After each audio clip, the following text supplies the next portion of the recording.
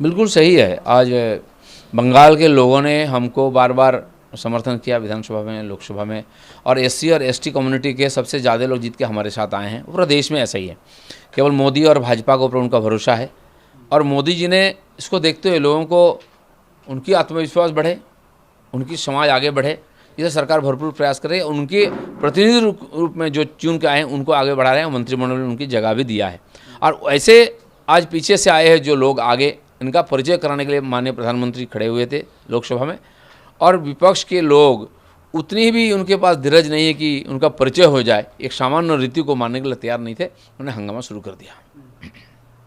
Pegasus को लेकर जो है उसमें अभी रविशंकर प्रसाद जी ने भी सफाई दी है भारतीय जनता पार्टी की तरफ से, लेकिन वही कांग्रेस कह रही है कि इस पूरे मामले में आखिर स्वीकृत, क्योंकि जो कंपनी है उसने कहा है कि वो एक सोवरेन कंट्री को ही इसको बेचती है, तो ऐसे में पीएम और एचएम का इस्तीफा मांगा जा रहा है कांग्रेस की तरफ से। देखिए, इनके पास इशू नहीं, इसलिए वो उठा रहे हैं। रविशंकर प्रसाद इसका खुलासा कर चुके हैं, और एक फेक है, इसके लिए कानून है। बिना कानून का कोई डाटा इधर से उधर नहीं कर सकता है। ममता बनर्जी मानसून सत्र में तैयारी कर रही है। माना जा रहा है कि उनकी दिल्ली आने की जो ये विजिट है, ये 2024 के अनुसार जो है काफ़ी महत्वपूर्ण मानी जा रही है। उन्होंने कहा है कि मैं अपने कई दोस्तों से भी मुलाकात करूंगी दिल्ली आकर। 2014 से उनका परिक्रमा चल रहा है।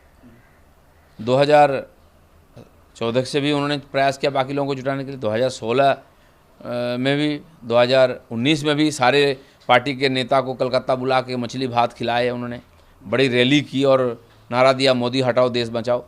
तो मोदी जी का समर्थन 282 से 303 हो गया। तो इस बार भी वही होगा। जिनका खुद अपने जगह पर आधार नहीं है, वो देश को क्या आगे बढ़ाएंगे। और उन्होंने कई प्रदेश में प्रयास किया, नागालैंड, मेघालय में, त्रिपुरा में, आसाम में, झारखंड में, कहीं टीएमसी का नामो निशान नहीं है। और इस बार ममता बनर्जी को लग रहा है कि बाकी जैसे कि गायब हो रहे एक एक पार्टी, हमारी भी हालत वही होगी, और इसीलिए अब अपना साख बचाने के लिए साथ में सबको बुला रहे हैं। लेकिन अपना किला बचा है तो बहुत होगा। आईटी मिनिस्टर अश्विनी वैष्णव जी ने पेगासस वाला मामला सामने आया है, ये ठीक मानसून सत्र के एक दिन पहले आया है। ये अपने आप में एक बड़ा ही कोइंसिडेंस नहीं हो सकता? नहीं, ये सोची समझी एक रणनीति है सरकार को, और अपना काम से दूर रखने के लिए। सरकारी कानून बिल ना पास हो सके, सरकार का परफॉर्मेंस ठीक से न हो, उसको बाधा डालने के लिए साजिश है।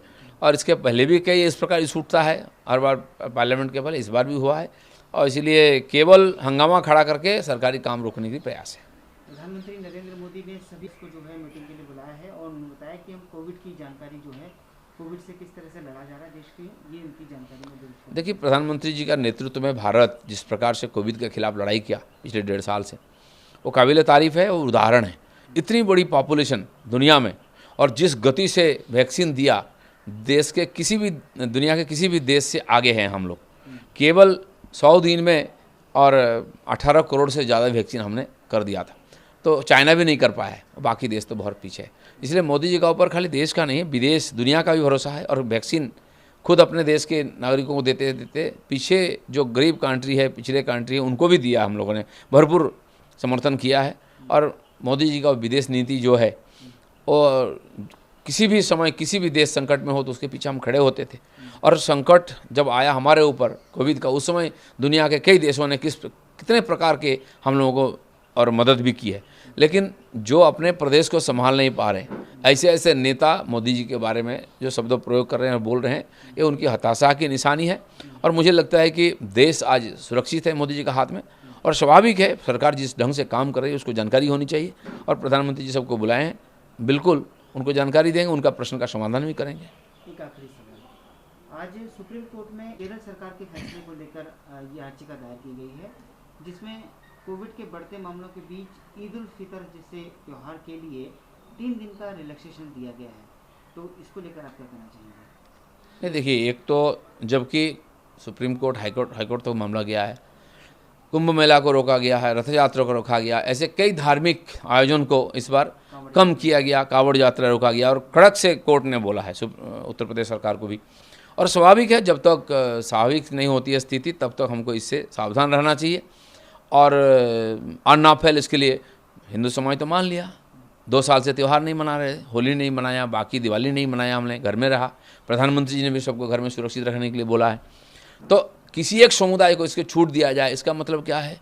हम काफ़ी सीरियस नहीं। और केरल जैसा प्रदेश जहाँ एक बार फिर बढ़ रहा है कोविड, वहाँ तो ज़्यादा सतर्कता बरतना चाहिए, कानून सबके लिए बराबर होना चाहिए, सबको मानना भी चाहिए। नमस्कार, मैं हूं मानक गुप्ता। अगर आपको हमारा ये वीडियो पसंद आया हो तो इसे लाइक और शेयर जरूर करें, और हाँ, हमें सब्सक्राइब और फॉलो करना ना भूलें ताकि आप देश और दुनिया की कोई खबर मिस ना करें। तो जुड़े रहिए हमारे साथ और देखते रहिए News 24।